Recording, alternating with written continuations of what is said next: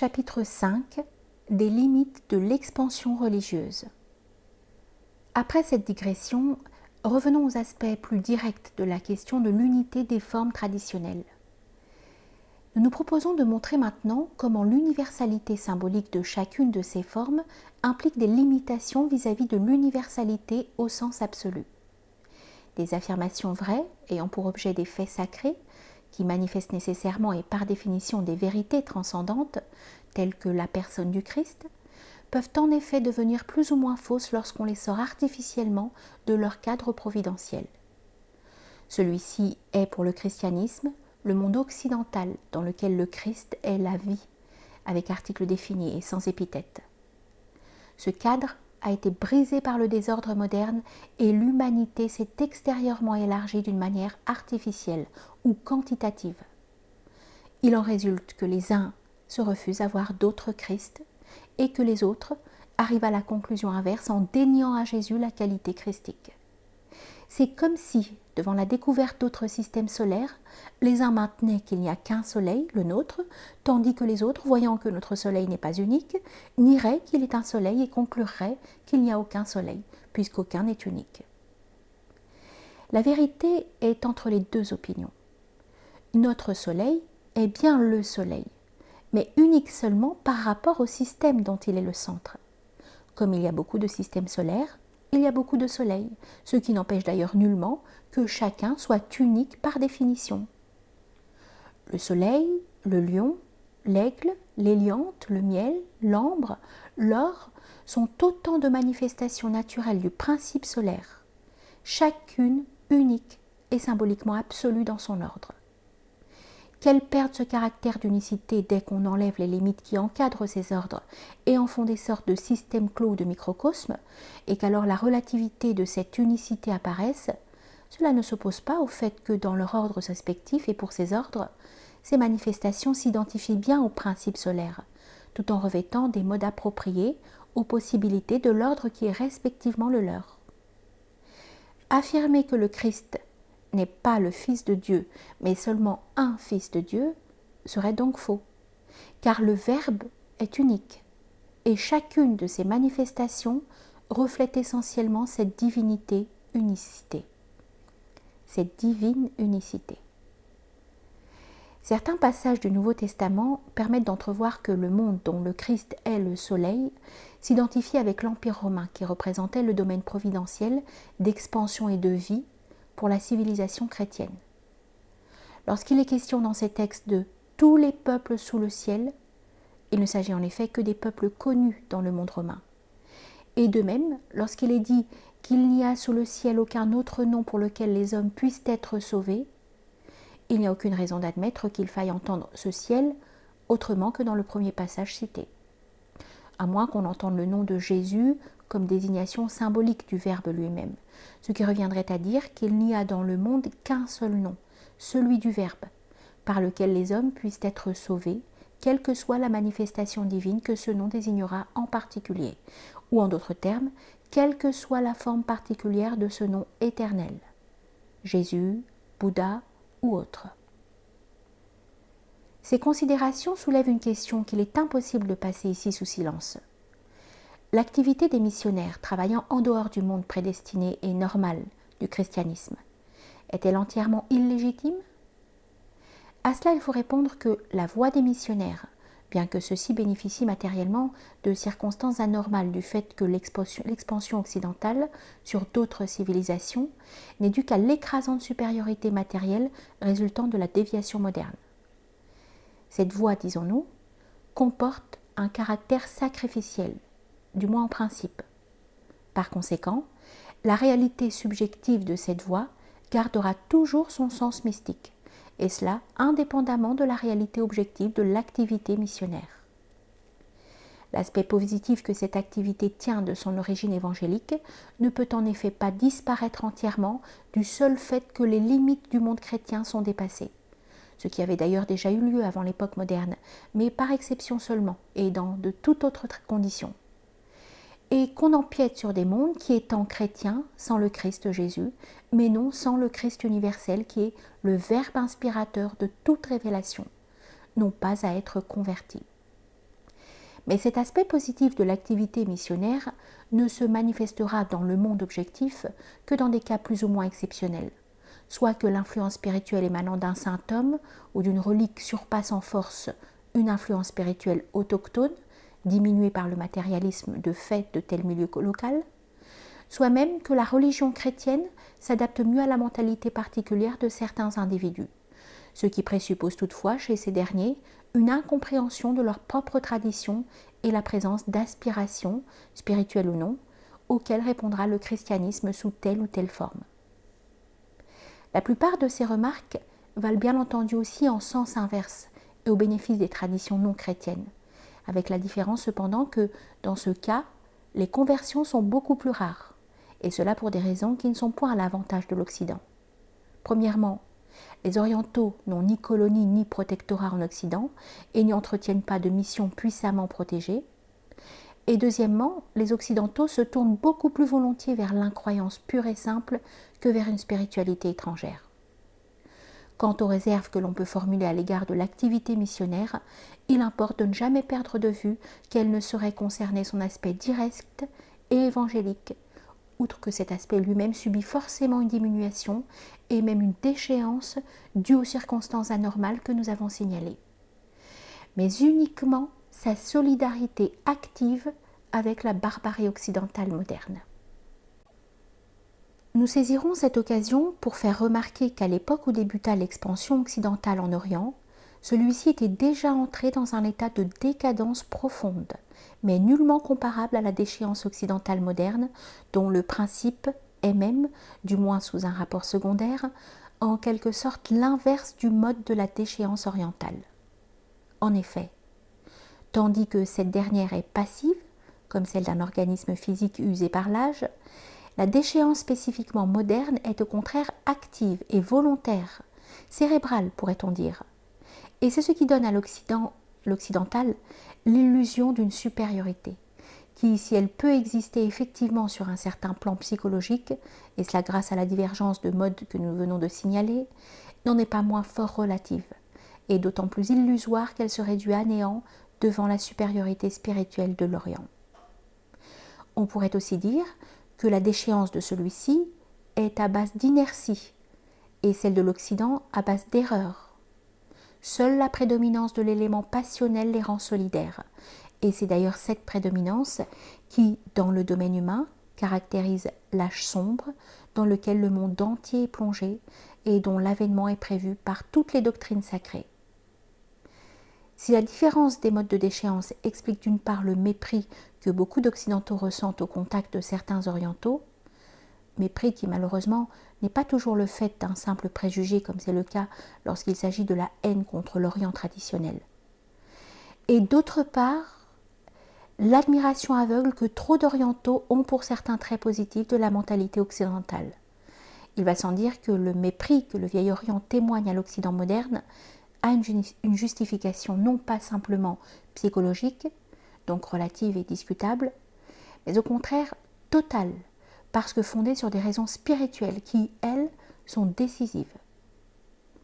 Aux yeux de l'Orient fidèle à son esprit, le progrès des Occidentaux ne sera jamais qu'un cercle vicieux qui cherche vainement à éliminer des misères inévitables, et cela au prix de ce qui seul donne un sens à la vie.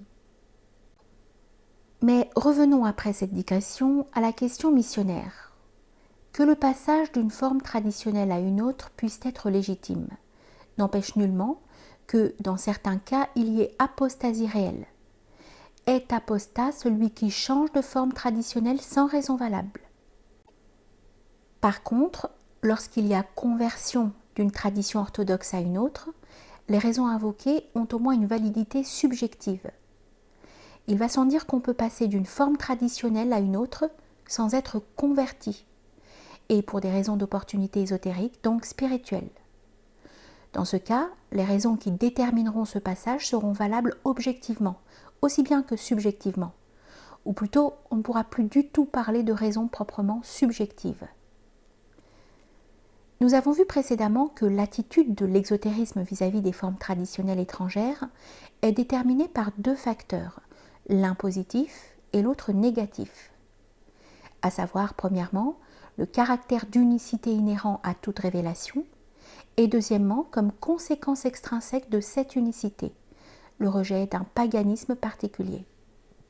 Or, il suffit en ce qui concerne le christianisme par exemple, de le situer dans ses limites normales d'expansion, qu'il n'aurait jamais franchies à part quelques rares exceptions sans la déviation moderne, pour comprendre que ces deux facteurs ne sont plus applicables littéralement en dehors de leurs limites quasi naturelles, mais qu'ils doivent au contraire être universalisés, c'est-à-dire transposés sur le plan de la tradition primordiale qui demeure vivante en toute forme traditionnelle orthodoxe.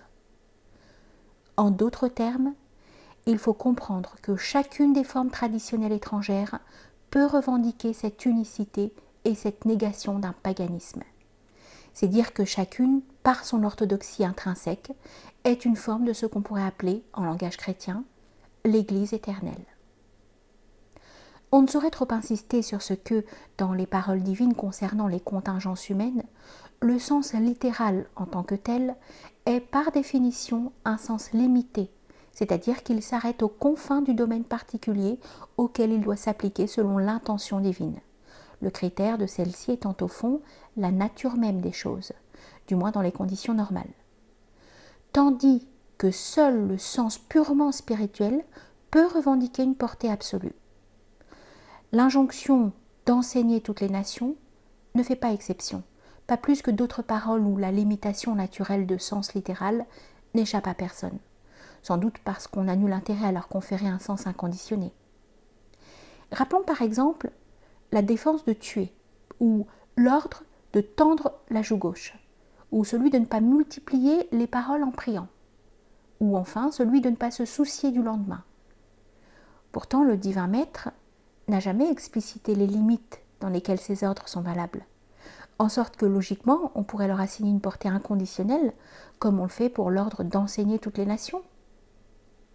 Cela étant dit, il importe toutefois d'ajouter que le sens directement littéral, le mot à mot, se trouve de toute évidence également inclus à un certain degré, non seulement dans l'ordre de prêcher à toutes les nations, mais aussi dans les autres paroles du Christ auxquelles nous venons de faire allusion. Le tout est de savoir mettre ce sens à sa place, sans exclure les autres sens possibles.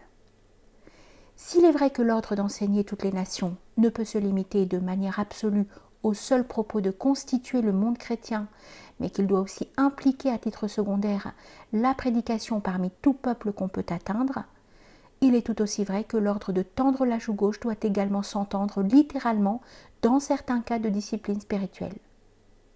Mais il va de soi que cette dernière interprétation sera tout aussi secondaire que l'est l'interprétation littérale de l'ordre de prêcher à tous les peuples. Pour définir clairement la différence qui sépare le sens premier de cette injonction de son sens secondaire, nous rappellerons ce que nous avons déjà fait entrevoir plus haut, à savoir que dans le premier cas, le but est surtout objectif, puisqu'il s'agit de constituer le monde chrétien, alors que dans le second cas, celui de la prédication parmi des peuples de civilisation étrangère, le but est avant tout subjectif et spirituel, en ce sens que le plan intérieur l'emporte sur le plan extérieur, qui n'est ici qu'un support de réalisation sacrificielle.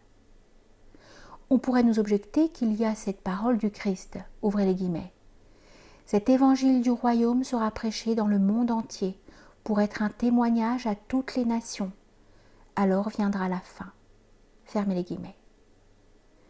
À quoi il faut répondre que si cette parole concerne bien aussi le monde entier, non pas seulement l'Occident, c'est parce qu'elle est non pas un ordre, mais une prophétie, et qu'elle se rapporte à des conditions cycliques où précisément les séparations entre les différents mondes traditionnels seront abolies. En d'autres termes, nous dirons que le Christ, qui pour les hindous sera le Kalki Avatara, et pour les bouddhistes, le Bodhisattva Maitreya, restaurera la tradition primordiale. Nous avons dit plus haut que l'ordre donné aux apôtres par le Christ se trouvait restreint par les limites même du monde romain, celle-ci étant providentielle et non pas arbitraire. Il va sans dire qu'une telle limitation n'est pas particulière au monde chrétien. L'expansion musulmane, par exemple, s'arrête forcément à des bornes analogues, et cela pour les mêmes raisons. En effet, si tous les polythéistes arabes furent placés devant l'alternative de l'islam ou de la mort, ce principe fut abandonné dès que les frontières de l'Arabie furent dépassées. Ainsi, les hindous, qui ne sont pourtant pas des monothéistes, furent gouvernés par des musulmans pendant plusieurs siècles, sans que ces monarques aient appliqué, après leur conquête, l'alternative imposée naguère aux païens arabes. Un autre exemple est la délimitation traditionnelle du monde hindou. Toutefois, la revendication d'universalité de l'hindouisme, conformément au caractère métaphysique et contemplatif de cette tradition, est empreinte d'une sérénité qui ne se rencontre point dans les religions comme telles. La conception du Sanatana Dharma, la loi éternelle ou primordiale, est statique et non dynamique, en ce sens qu'elle est une constatation de fait et non une aspiration, comme les conceptions religieuses correspondantes.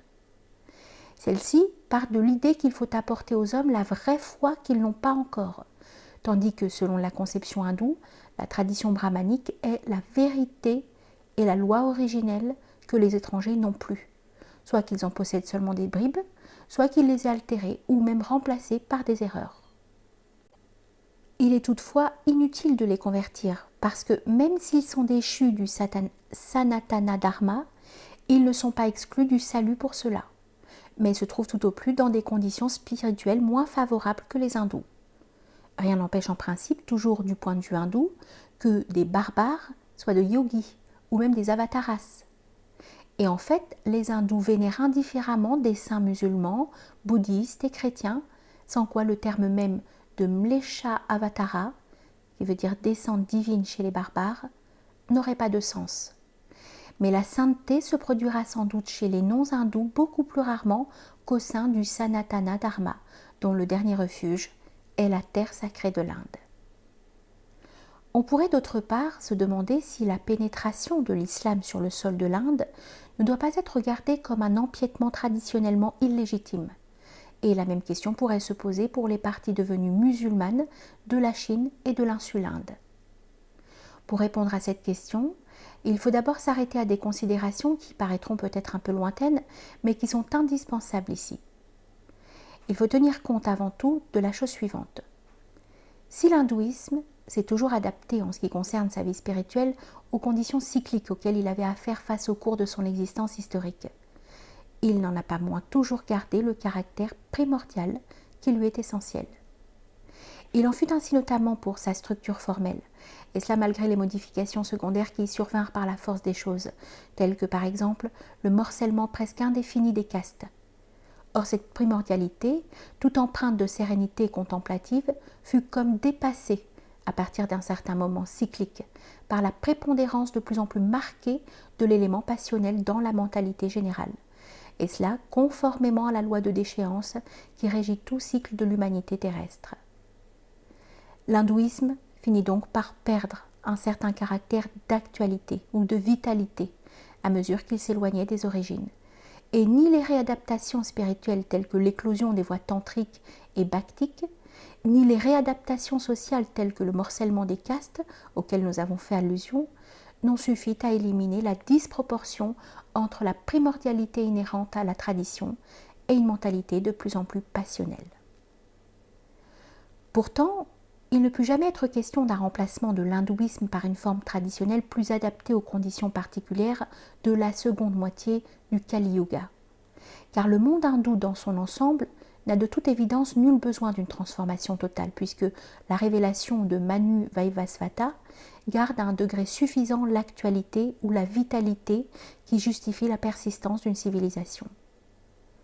Mais quoi qu'il en soit, il faut reconnaître qu'il s'est produit dans l'hindouisme une situation paradoxale que l'on pourrait caractériser en disant qu'il est vivant ou actuel dans son ensemble, tout en ne l'étant plus dans certains de ses aspects secondaires. Chacune de ces deux réalités dut avoir ses conséquences dans le monde extérieur. La conséquence de la vitalité de l'hindouisme fut la résistance invincible qu'il a opposée au bouddhisme et à l'islam, tandis que la conséquence de son affaiblissement fut précisément d'abord la vague bouddhique qui n'a fait que passer, et ensuite l'expansion et surtout la stabilisation de la civilisation islamique sur le sol de l'Inde. Mais la présence de l'islam dans l'Inde ne s'explique pas uniquement par le fait que, étant la plus jeune des grandes révélations, il est mieux adapté que l'hindouisme aux conditions générales de ce dernier millénaire de l'âge sombre, c'est-à-dire qu'il tient mieux compte de la prépondérance de l'élément passionnel dans les âmes. Mais aussi pour la raison suivante. La déchéance cyclique entraîne une obscuration quasi générale et va en même temps de pair avec un accroissement plus ou moins considérable des populations, surtout de leurs couches inférieures. Or, la dite déchéance implique une tendance cosmique complémentaire et compensatrice qui agira à l'intérieur même de la collectivité sociale afin de restaurer au moins symboliquement la qualité primitive. Premièrement, cette collectivité sera comme percée par des exceptions, et cela pour ainsi dire parallèlement à son accroissement quantitatif, comme si l'élément qualitatif ou sattvique conforme à l'être pur, contenu dans la collectivité envisagée, se concentrait par un effet compensateur de la dilatation quantitative sur des cas particuliers. Deuxièmement, les moyens spirituels seront de plus en plus aisés pour ceux qui sont qualifiés et dont les aspirations sont sérieuses, et cela en raison de la même loi cosmique de compensation. Cette loi intervient parce que le cycle humain pour lequel les castes sont valables touche à sa fin, et de ce fait, la compensation en question ne tend pas seulement à restaurer symboliquement et dans certaines limites ce qu'étaient les castes à leur origine, mais même ce qu'était l'humanité avant la constitution des castes. Toutes ces considérations permettront d'entrevoir quel est le rôle positif et providentiel de l'islam dans l'Inde. Premièrement, absorber les éléments qui, par le fait des conditions cycliques nouvelles auxquelles nous avons fait allusion plus haut, ne sont plus à leur place dans la tradition hindoue. Nous pensons ici plus particulièrement à des éléments appartenant aux castes supérieures, celles des Dwijas. Et deuxièmement, absorber les éléments d'élite des castes inférieures qui sont ainsi réhabilités dans une sorte d'indifférenciation primordiale. L'islam, avec la simplicité synthétique de sa forme et de ses moyens spirituels, est un instrument providentiel adapté pour combler certaines fissures qui ont pu se produire dans des civilisations plus anciennes et plus archaïques, ou encore pour capter et neutraliser par sa présence des germes de subversion que ces civilisations portaient dans les dites fissures. Et c'est sous ce rapport, et sous ce rapport seulement, que les domaines de ces civilisations sont entrés partiellement dans le domaine providentiel d'expansion de l'islam. Afin de ne négliger aucun aspect de la question, nous précisons encore ces considérations de la manière suivante, quitte à devoir nous répéter quelque peu. La possibilité brahmanique doit finir par se manifester dans toutes les castes, et parmi les Shudras eux-mêmes, non pas seulement d'une façon purement analogique, comme c'était toujours le cas, mais au contraire d'une manière directe. Et cela parce que, de partie qu'elle était à l'origine, la caste inférieure est devenue un tout vers la fin du cycle. Et ce tout est comparable à une totalité sociale. Les éléments supérieurs de cette totalité seront en quelque sorte des exceptions normales. En d'autres termes, l'état actuel des castes semble retracer symboliquement et dans une certaine mesure l'indistinction primordiale, les différences intellectuelles entre les castes se trouvant de plus en plus amoindries. Les castes inférieures, devenues fort nombreuses, représentent en fait tout un peuple et comportent par conséquent toutes les possibilités humaines, tandis que les castes supérieures, qui ne sont pas multipliées dans la même proportion, souffrent d'une déchéance d'autant plus sensible que la corruption du meilleur est la pire. Soulignons toutefois, afin d'éviter tout équivoque, que les éléments d'élite des castes inférieures gardent néanmoins, au point de vue de la collectivité et de l'hérédité, leur caractère d'exception qui confirme la règle, et qu'ils ne peuvent de ce fait se mêler légitimement aux castes supérieures, ce qui ne les empêche d'ailleurs nullement d'être individuellement qualifiés pour des voies réservées normalement aux castes nobles. Ainsi, le système des castes, qui a été pendant des millénaires un facteur d'équilibre, montre forcément quelques fissures à la fin du Mahayuga, à l'instar du déséquilibre de l'ambiance terrestre elle-même. Quant à l'aspect positif qu'impliquent ces fissures, il relève de la même loi cosmique de compensation qu'a en vue Ibn Arabi, lorsqu'il dit, conformément d'ailleurs à diverses paroles du prophète, qu'à la fin des temps, les flammes de l'enfer se refroidiront. Et c'est encore la même loi qui fait dire au prophète que, vers la fin du monde, sera sauvé quiconque accomplira 1/10 de ce qu'exigeait l'islam au début. Tout ce que nous venons d'exposer ne concerne bien entendu pas seulement les castes hindous, mais l'humanité entière. Et d'autre part, pour ce qui est des fissures que nous avons relevées dans la structure extérieure de l'hindouisme, des faits tout à fait analogues se présentent dans toute forme traditionnelle à un degré ou à un autre. Pour ce qui est de l'analogie fonctionnelle entre le bouddhisme et l'islam par rapport à l'hindouisme, les deux traditions ayant vis-à-vis de ce dernier le même rôle négatif et aussi le même rôle positif, les bouddhistes, mahayanistes et hinayanistes en ont pleinement conscience, car ils voient dans les invasions musulmanes que les hindous eurent à subir le châtiment divin pour les persécutions dont eux-mêmes avaient eu à souffrir de la part des hindous. Après cette digression, qui était indispensable pour montrer un aspect important de l'expansion musulmane, nous reviendrons à une question plus fondamentale, celle de la dualité de sens inhérente aux injonctions divines concernant les choses humaines. Cette dualité se trouve préfigurée dans le nom même de Jésus-Christ. Jésus, comme Gautama et comme Mohammed, indique l'aspect limité, relatif de la manifestation de l'esprit et désigne le support de cette manifestation. Christ, comme Bouddha et Rasulallah, indique la réalité universelle de cette même manifestation, c'est-à-dire le Verbe comme tel. Et cette dualité d'aspects se retrouve, bien que la théologie ne se place pas à un point de vue qui permette d'en tirer toutes les conséquences, dans la distinction entre la nature humaine et la nature divine du Christ. Maintenant, si les apôtres concevaient le Christ et leur mission dans un sens absolu, il importe de comprendre que la raison n'en pouvait pas être quelque limitation intellectuelle. Il faut avant tout tenir compte de ce que, dans le monde romain, le Christ et son Église avaient en fait un caractère unique, donc relativement absolu. Cette expression, qui semble être une contradiction dans les termes et qui logiquement l'est, correspond pourtant à une réalité. L'absolu doit lui aussi se refléter comme tel dans le relatif. Et ce reflet sera alors, par rapport aux autres relativités, relativement absolu. Par exemple, la différence entre deux erreurs ne sera toujours que relative, du moins sous le rapport de leur fausseté, l'une étant tout simplement plus fausse ou moins fausse que l'autre. La différence entre l'erreur et la vérité, par contre, sera absolue, mais d'une manière relative seulement, c'est-à-dire sans sortir des relativités, puisque l'erreur ne saurait être absolument indépendante de la vérité, n'en étant qu'une négation plus ou moins accusée. Autrement dit, l'erreur, n'étant rien de positif, ne saurait s'opposer à la vérité d'égal à égal et en pleine indépendance. Ceci permet de comprendre pourquoi il ne saurait y avoir un absolument relatif. Celui-ci serait le néant, et le néant n'est en aucune façon. Nous disions donc que le Christ et son Église avaient en fait un caractère unique, donc relativement absolu dans le monde romain. En d'autres termes, l'unicité principielle, métaphysique et symbolique du Christ, de la rédemption, de l'Église, s'est exprimée nécessairement par une unicité de fait sur le plan terrestre.